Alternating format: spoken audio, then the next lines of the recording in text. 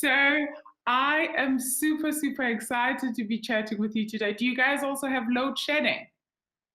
We started last night. It was supposed to be twice today, but it only seems to be once. So we may survive the call. And you guys?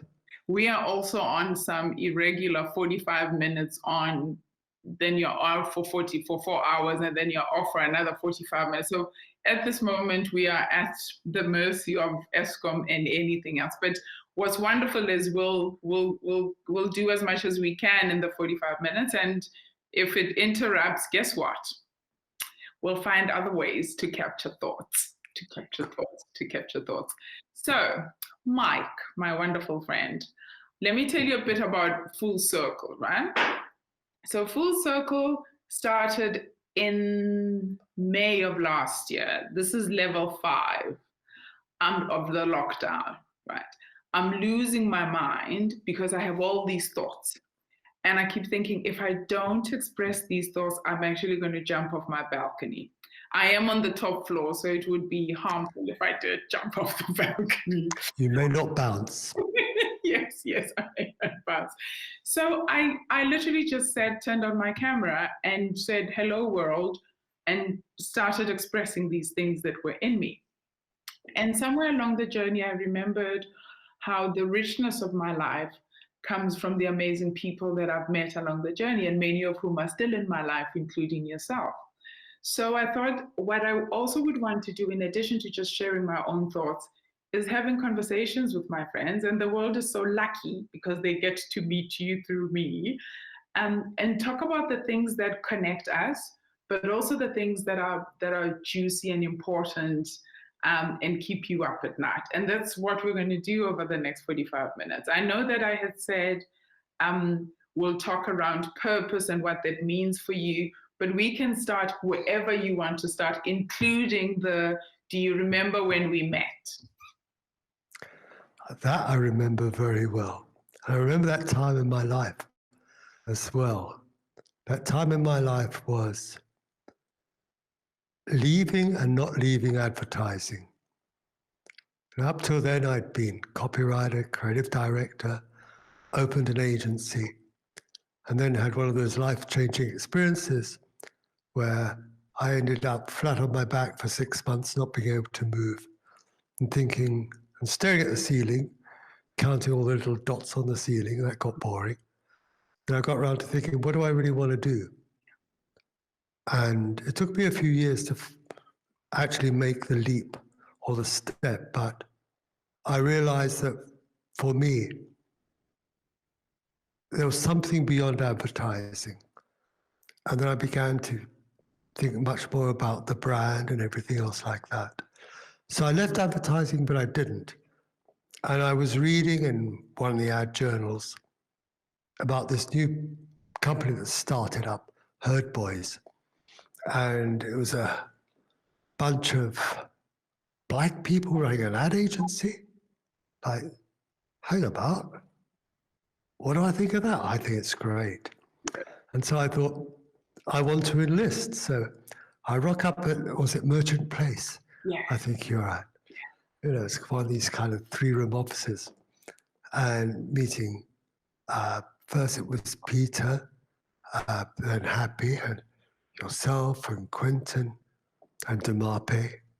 And Peter said, but what do you want to do here? I said, no, I don't want to join you. Well, do you want to be a creative director? No. Well, what do you want to do? And I said, I don't know, I want to join in some way. I want to, because I think you're great. And so it ended up that I was going to facilitate, I think a few months later, one of your first strategic sessions. And you were then deputized by Peter and others to negotiate a price with me. Yes. And I've never been bargained down so graciously and so well. So that's how we met. And thank you for forgiving me, because here we are. But I remember, you know what I remember about that moment, Mike, is that you were so insightful in understanding and seeing what could have been disablers, right? In that very crucial stage of helping us create a uniform culture. Because remember, the Her Boys crowd was loud and we were Black and we were playing music at the top of the volume.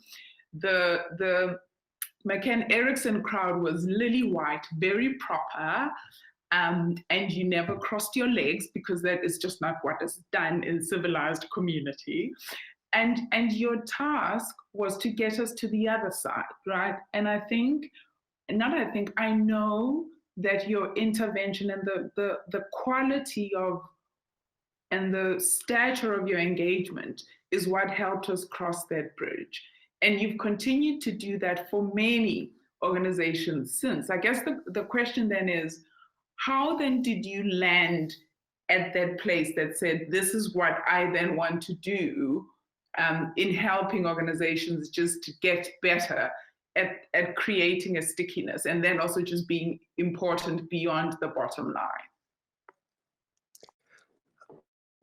What I worked on quite a lot, it's taken me quite a few years to distill it as my own purpose.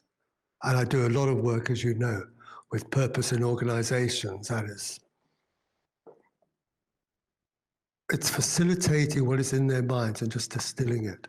And I found it a lot easier to do with others than myself. But I kind of knew it all the time. And basically, what my own purpose is liberating potential.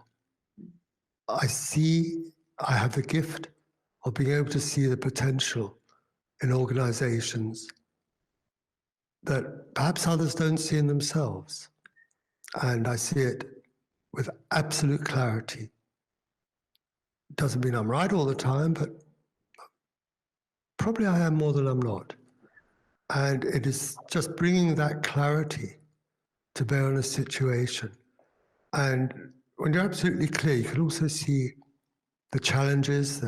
If you like, there's this road ahead, but there are roadblocks along the way. There are great big boulders on the road. So you identify them, you remove them.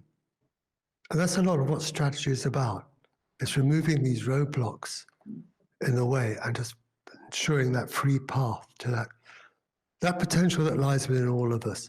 And especially it lies within organizations that are driven by more than just the bottom line. But Mike, I mean, remember in the beginning there'd be conversations about how business exists to make a profit, right? And now we're having no, business needs to be purposeful. And you can see the bean counters who are CEOs in many of these organizations just rolling their eyes, going, oh, please don't bring me another tree hugger. What sort of conversations are you having? Like, because I guess I struggle when I'm confronted by that level of cynicism, right? Where somebody says, well, if we're here to be good to the world, then we might as well just close shop because, you know, we're here to make business. How do you navigate those conversations? I've seen in 20 years the zeitgeist changing. 20 years ago, absolutely, it was, what is this thing called purpose? You know, let's have a vision, because we like visions, because we can be King Kong on top of the Empire State Building, beating our chest. I am the greatest. I am the biggest. I am the most respected. But even then, when you ask organizations to think about their purpose, they became more reflective. And they thought about their impact on their world. And one of the things that people started to think about, I remember in one session, there's a guy and he was the CEO of a public company, and he was going home early because it was his son's first birthday. And I said, well, imagine 20 years' time, your son's turning 21. And he said, what do you do in business, Dad? Are you going to say, well, we made record profits, we did all of this? And he said, no, look, that's important. But I want to say I made a difference. And 20 years ago, that may have been a minority.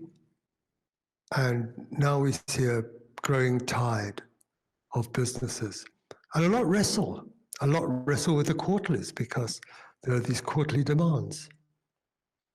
Yet big investors are beginning to think differently. When you get the head of BlackRock, one of the biggest investors in the world, saying, no, we actually want to know what impact you're making on the world. Just this last couple of weeks, been facilitating part of the largest economics consultancy in Africa. And they're talking about reshaping capitalism. Now, that's communist nonsense. Or it was a few years ago. And now to talk about reshaping capitalism in service of the environment, in service of society, to talk about activism in business. These are new conversations. And some people are doing it because they want to, some doing it because they believe they have to, and many just see this tide turning. And we're in a race against time, so, you know. We can put this off for another 10 years. We'll still be okay, I guess. A few more million will go without water. A few more million will be displaced by war. A few 100 million will die from various diseases. But it ain't going to go on much longer. And the sooner we can start changing, the better chance we have. And I think this is becoming mainstream. You know, and it's fantastic to hear you say that you're hoping that it's becoming mainstream, because part of what we have to contend with are the CEOs who say, I'm not here to save the world, I'm here to serve my customers. There are those, and they're still there, and some are amazingly successful. And when the customers start saying, what are you doing to save the world? They're going to think differently. And when the investment analysts are saying, but look at your environmental impact, they're going to think differently.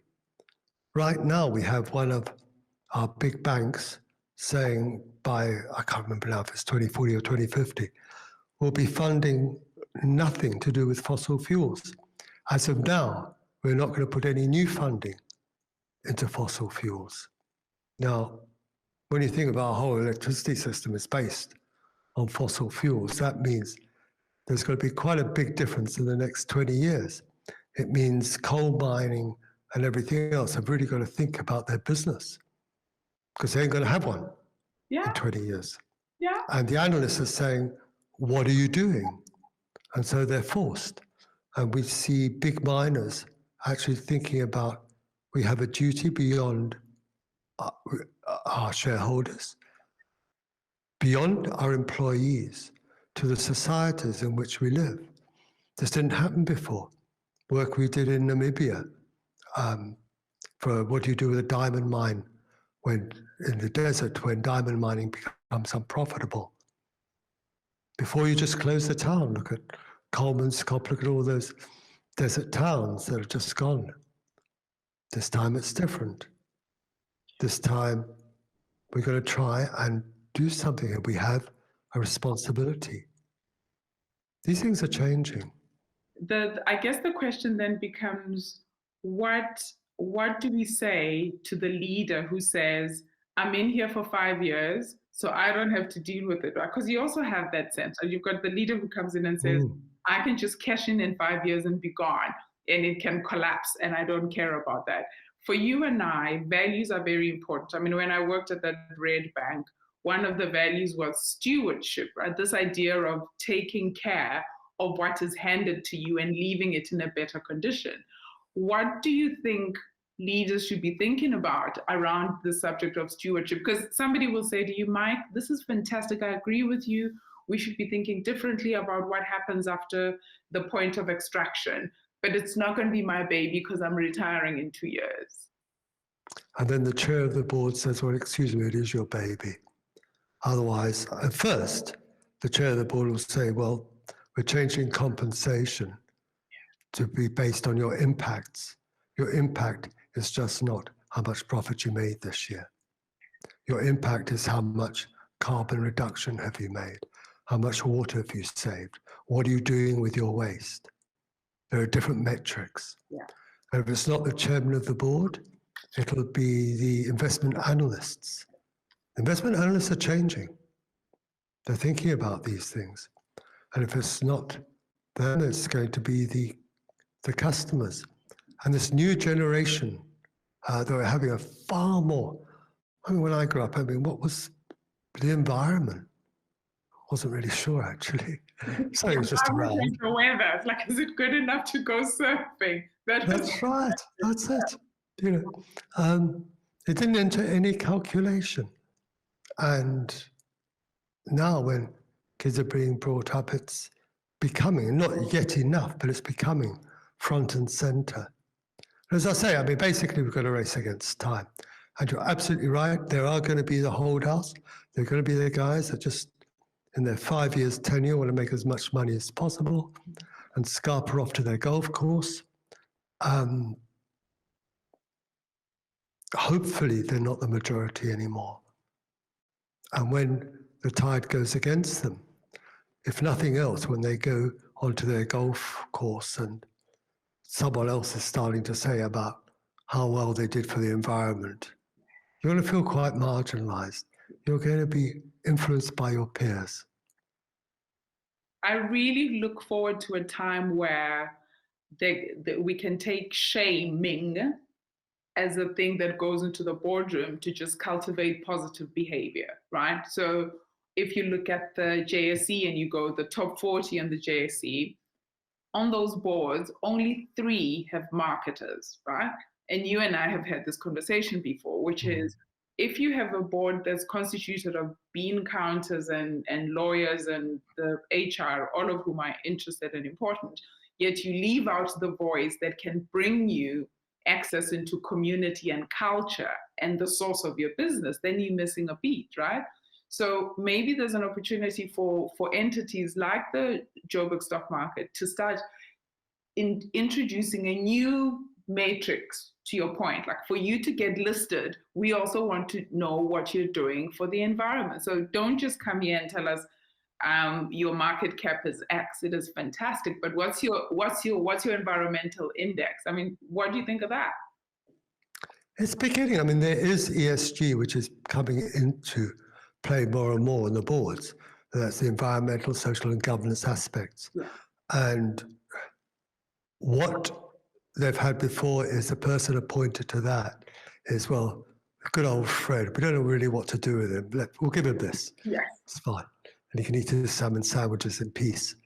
That hopefully is changing, and that'll be activists. You need activists inside an organization. And those activists are coming. And as I say, in the end, now it's a race against time, because every year, month, day we waste, and we're spewing more poison into the atmosphere, the worse the legacy we're leaving for the next generations. So what do we do next though, Mike? Because here's my frustration. I'm seeing women appointed to lead organizations that are in trouble, which then means when you don't succeed, you are a woman, you're not going to succeed anyway. So it feels like you're just being set up for failure. So you have that one piece. You have this other piece where you've got people who look like me, who are Black, who are being appointed to drive transformation in organizations. I don't know how you can ask a victim to save themselves, but that's what's going on in the moment. And there's another piece, right? And then you've got this other piece where organizations are treating this conversation about purpose as a cherry on top. It's a thing outside of what we do every day. I guess what I'm asking you is, where does the change begin? Does it begin at the level of the board, at the level of the investment committee, at the level of the executive? Is it driven by consumers? Is it driven by colleagues? Because many of these organizations, Mike, who have these grand exclamations, don't think about colleagues. I mean, the number of times I look at briefs where somebody says, help us win with these customers, I'm going, no. How are you winning with your colleagues? You know, I've always believed that branding comes from the inside out. And so it's got to start there. And obviously the most effective is for the CEO to get it. And purpose by itself is being often given a disservice. Oh, we've got a great purpose statement. Let's put it on our website. Yeah. There you go. Yes. The purpose, however well it's crafted, is only 1% of what it's about. It's cascading that purpose. How does it cascade through to strategy and culture? How does it cascade then from strategy and culture to what we call mainstreaming and news streaming? You have to do what you do excellently, and you also got to do new stuff.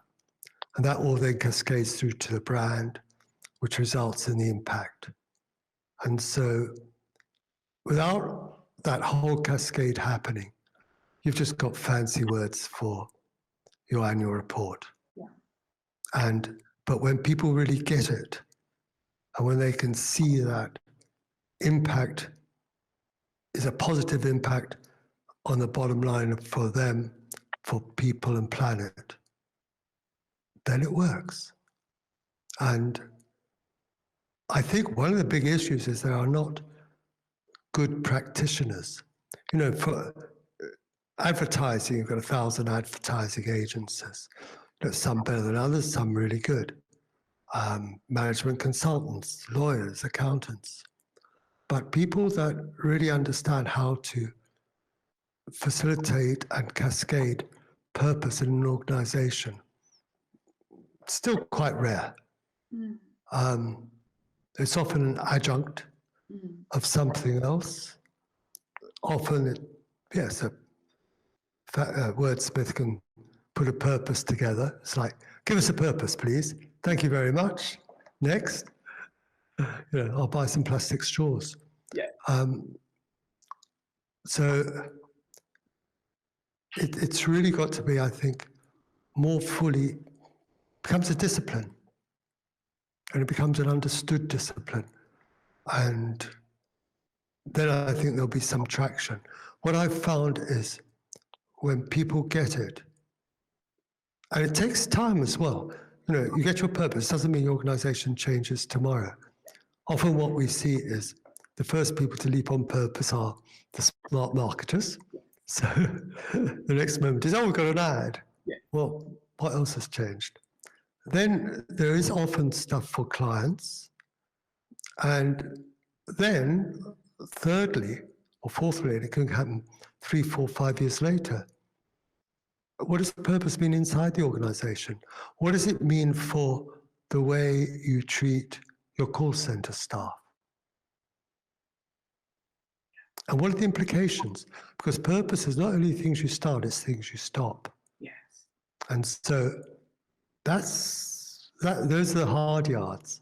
But when people begin to get committed to it, when they begin to see how their bottom line improves, when they begin to see that they're beginning to get the first pick of smart graduates rather than the last, then things begin to change.